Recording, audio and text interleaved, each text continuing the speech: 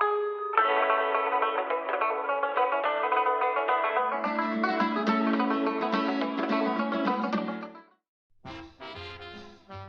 afternoon, ladies and gentlemen. Welcome to your old news update with Yesternews. We're just 5 days, I believe, from the election when this depressing, sordid season is finally over and we can go back to not caring about anything. So, hopefully, the right outcome will come, but no matter what, make sure to vote. Early and often. No, not often, but early anyway. And anyway, welcome to, so as you can see, I'm alone again, so I have to do this off the cuff.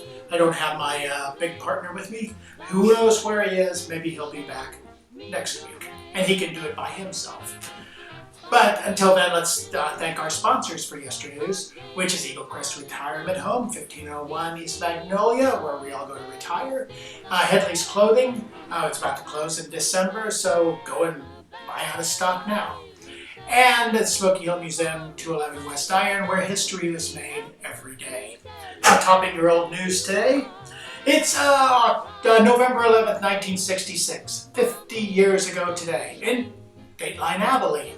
Now, the Dwight D. Eisenhower Library is officially opening for research on Thursday. Dr. Malcolm C. Moose, Ford Foundation political scientist and former member of the Eisenhower staff, will speak at the opening ceremonies. Manuscripts, books, recordings, and pictures given to the United States by General Eisenhower and his associates will be collected there. The materials will be available for scholarly research. The library is a two-story stone and concrete structure. There are 114,500 square feet of shelved, stacked area and 60,000 books. Kind of like my basement. Now, November 12th, 1941, this is 75 years ago. Police action. Perhaps police had the two birds with one stone axiom in mind. At any rate, pursuit of a single victim resulted in a double arrest on Tuesday. Officers spotted a car whipping along East Iron and began chase, but right on their tail was another car going equally as fast. Sandwiched between the two, they caught number one and arrested Thelma Call on a speeding charge, then turned right around and arrested Bill Cross on a similar count. Cross, who paid a big $8 fine, had been following the police car that had been chasing the first car. Why, I don't know. But, $8. What do you know? 1941, that's still a lot of money. Okay, November 8th, 1960, 100 years ago. Oh, it's an election report from 100 years ago. No fights, no drunks, no arrest. Salina was as nice as a New England pie village last night, even if hundreds of people did stay up all night to get to the election returns.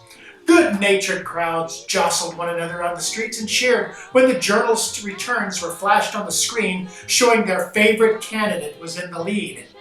The rain, which started shortly after 7 o'clock and fell in heavy intermittent showers all night, did much to make the election interest a hardship, but men and women voters alike stayed on the job until wee hours. Slow returns from the city and county kept the local races in doubt until well after daylight this morning. Telephone and telegraph service was hampered by the heavy rain and the high wind. Everybody was just so happy and cheerful. I wish it could be true this year. And finally on November 12th, 1891, a plain drunk, not just an ordinary drunk, but a plain drunk, was picked up by the police on the street yesterday. The man gave his name as Tom Haynes. After a few hours in the cooler, in which he became sober, Judge Musser decided that the customary $3 in costs, amounting then to $9, should be the price of his hilarity. There's not been a plain drunk in court before for so long that it was something of a novelty. The officers have succeeded in keeping everybody in such good order that the police court doesn't do any great amount of business. And that's maybe where the term plain old drunk came from. You learn something every day. Well, join us next week when we go into another edition of Yesternews, assuming I'm sure the world will still be here a week from today. But until then, I'll see you yesterday. Kiss me and say that you will understand.